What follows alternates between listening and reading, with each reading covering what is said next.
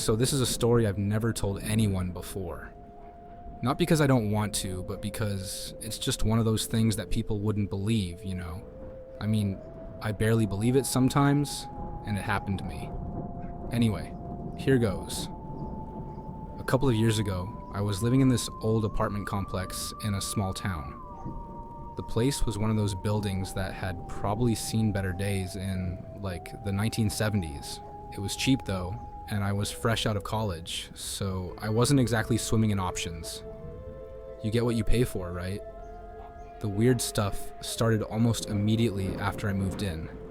And when I say weird, I don't mean ghostly or paranormal. No, it was more unsettling. Like, I'd hear things. Scratching, tapping, and sometimes even faint whispering. I figured it was just old pipes or my neighbors doing whatever they were doing behind the paper-thin walls. At first, I ignored it. I mean, it's an old building. Old buildings make noise. But then it started getting weirder. One night, I was lying in bed when I heard this very distinct creaking noise coming from above me, like someone was walking around in the ceiling. I remember freezing up, just lying there, staring at the ceiling. The noise was so deliberate, so human. It wasn't a rat, I knew that much. I thought maybe it was my upstairs neighbor, but the thing is, the floor above me was empty. That unit had been vacant for months, and this wasn't the type of place that could afford to let people sneak in unnoticed. There were locks, cameras, all that. The next morning I convinced myself it was my imagination, maybe some settling of the building or something. I'm not proud to admit it, but I brushed it off because I didn't want to deal with the idea that something could be wrong. A few nights later, I was sitting in the living room watching TV when I noticed this cold draft coming from the vent near the ceiling. Now, this wasn't unusual. The heating system sucked. But this time, the draft was different. It felt wrong, like it was being pushed out, almost like someone was breathing from the other side of it. I got up, stood under the vent, and listened.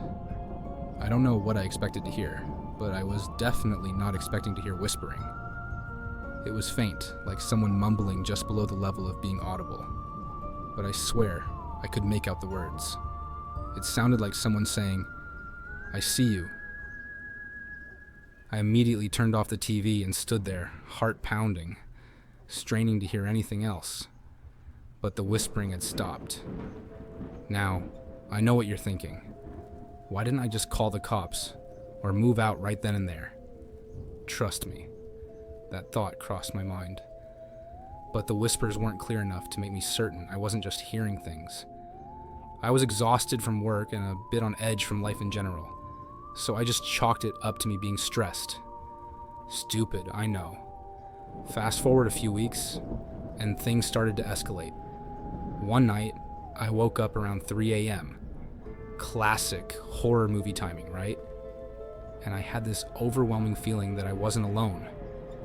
You know that sensation when someone's standing too close behind you? That kind of pressure. I looked around the room, and of course, I didn't see anything at first, but then something caught my eye. The vent near the ceiling. The metal grate was slightly ajar, just enough for me to see into it.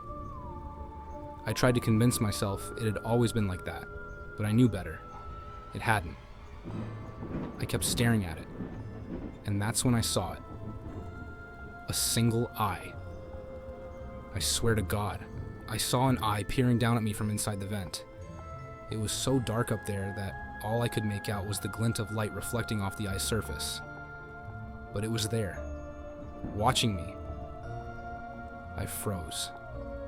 My body went into full panic mode, but my brain couldn't catch up. I didn't scream, didn't run, didn't even move. I just laid there, staring up at this eye, staring back at me. And then, just as quickly as I saw it, it was gone.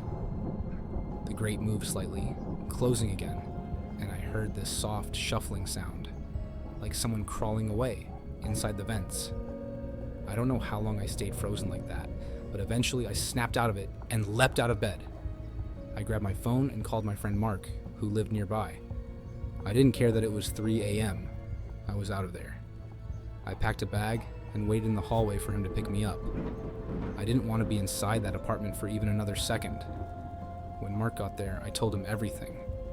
He was skeptical, but he could see I was genuinely freaked out.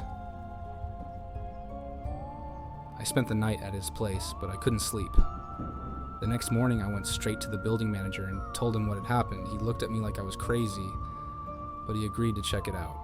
A couple of days later, he called me and said they found evidence that someone had been living in the vents. Apparently, there were old food wrappers, a sleeping bag, and some personal belongings stashed up there. The manager said they had no idea how long the person had been living up there or how they got in, but they were gone now. I moved out the next week. There was no way I was staying in that apartment after finding out someone had been creeping around in the vents, watching me, probably for weeks. I never found out who the person was, or how they managed to stay hidden for so long.